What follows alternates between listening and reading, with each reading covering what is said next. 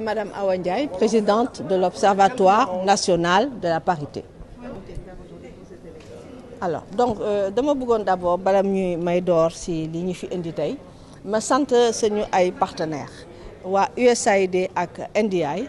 ñoom ñooy suñu partenaire ñooñu indil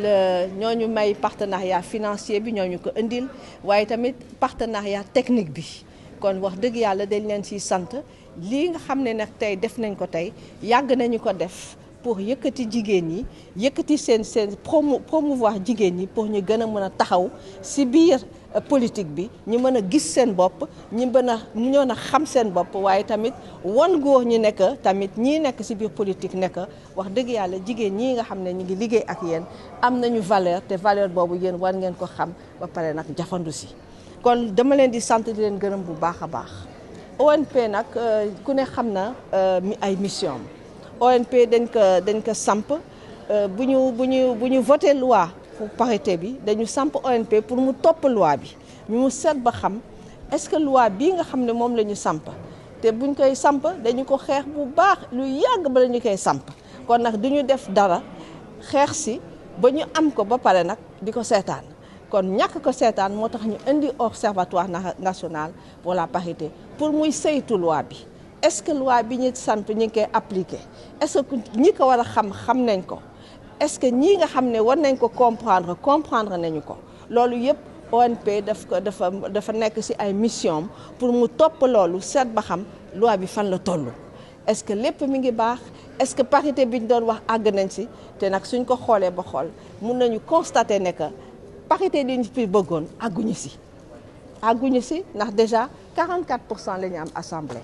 te nag wax dëgg yàlla dañu waroon àgg ci 50% waaye pour ñu àgg ci 50% dafa laaj ay jéego yu bare ay jéego yu am solo te loolu jéego yooyu nag il faut que jigéen ñi ànd ci ak góor ñi pour ñu mën ci àgg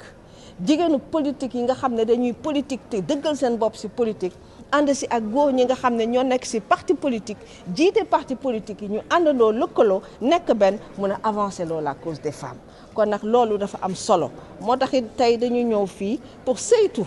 lu tax ba léegi mënuñu àgg ci parité boobu lan moo ko téye lan mooy obstacle yi ak lan la ñu war a mën a def pour mën a àgg fi ñu bëgg a àgg fi jigéen ñi war a mën a àgg te ñu xam ne wax dëgg yàlla jigéen su fekkee ne am bés dina àgg fii góor ñi àgg kon loolu mooy suñu dëkk dana développé ndax nag kenn mënul dem bàyyi ay say jigéen ci gannaaw su fekkee ne dañu ne développement inclusif luñ koy waxee léegi te ñëpp d'accord ci kon dañu war a xam ne acteurs yëpp dañu war a dugg te ku ne acteur dañu war a dugg mooy jigéen dañu war a dugg taxaw seen taxawaay assumer seen taxawaay comme góor ñi lu ñu taxawee seen taxawaay lëkkaloo ak ñoom pour mën a yëkkati sañu comme dëkk avancer loolu sañu dëkk mu jëm ci kanam. waaw taxawaayu jigéen ñi lan moo ko gën a mën a yombal mooy ñuy continuer rek suñu combat bu ñu yàgg def sur le terrain parce que jigéen ñi taxaw tey na ñu gën a taxaw pour wane seen bopp ci kii parce que gis nga ni du sax ci élection présidentielle mais yeneen élection yëpp maire yeeg yooyu yëpp gis nañu taxawaayu jigéen ñi ni muy gën a yokkee ni muy gën a fese par exemple man ministre Maïmouna Dièye bi ma ñëw fii représenté ñëpp xam nañ taxawaayam sur le plan politique parce que ba mu fi nekkee maire Patte d'Oie mi ngi nii tey ji nekk ministre mi ngi toujours dafay gën a encourager les dames toujours dafay encourager femmes yi pour ñuy gën a wane seen bopp pour ñuy gën a assumer seen bopp parce que tout simplement nous avons notre place au sein du landerneau politique. waaw boo xoolee ni boobu ba léegi taxawaay bi mat na taxawaay bi ñuy taxaw combat la ñu ngi koy mëne boobu ba léegi parce que bu ñu nee parité léegi gis nga ni liste yi léegi dañuy wax liste paritaire xam na ni liste yi am na liste yoo xamante ne rejeté woon nañ leen parce que amul woon parité donc déjà loolu pas la bu mag bu ñu kii te dañuy continuer encore di gën a njoñ suñu moroom suñu naataangoo jigéen ñi ñuy wanewu di ñafe pour occuper les places qu'elles méritent au sein donc des instances de décision te gis nañ ni combat bi mi ngi ne kii te rencontre bii ñu def tey jii di évaluer cela permet toujours encore une fois d'encourager les femmes et de les conscientiser davantage parce que pour leur dire que elles ont leur place au sein donc des instances de décision. Et 20 décembre 2023, bénéficier de la participation effective de 5 candidates déclarées avant l'étape cruciale des parrainages. Cependant, il est à noter aussi qu'au lendemain de l'élection présidentielle du 24 mars dernier, un atelier a été organisé le 10 juin en partenariat avec ce qu'on appelle l'initiative des 7. Il s'agit de COSEF, la présidente est présente parmi nous, de l'AJS, dont la vice-présidente doit modérer la présente session.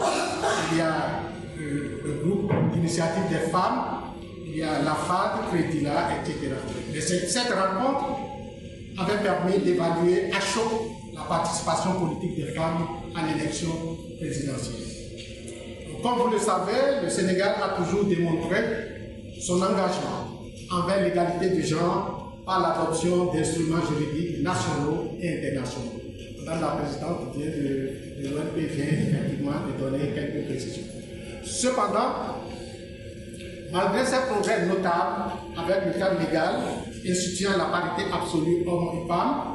et l'augmentation de leur représentativité dans la 14e législature, donc la législature qui vient d'être dissoute, les femmes continuent de faire face à de nombreux obstacles qui limitent leur pleine participation au processus électoral et leur représentativité dans les affaires publiques. Mesdames et messieurs, le forum de ce jour, organisé par l'ONP, est une opportunité de passer en revue le leadership politique des femmes pendant les 3 dernières élections qui se sont déroulées entre 2022 et 2024. Capitaliser sur les bonnes pratiques et formuler à partir de nos expériences récentes des recommandations pertinentes pour améliorer le leadership politique féminin. Tels sont les objectifs de cet atelier qui réunit toutes les parties prenantes au processus électoral. C'est une occasion aussi de remercier la DGE, la Sénat, le CNRA qui ont accepté spontanément de prendre part à cette activité pour que chacun puisse apporter sa contribution. Donc à court terme, le NDI espère vivement que les conclusions et recommandations issues de ces importants travaux permettront une meilleure représentativité des femmes à l'Assemblée nationale à l'issue des élections législatives anticipées. Mais sur le long terme, le NDI exhorte les acteurs politiques à s'approprier les résultats des travaux qui nous réunissent aujourd'hui en vue du renforcement du leadership politique des femmes. Je vous remercie de votre aimable attention.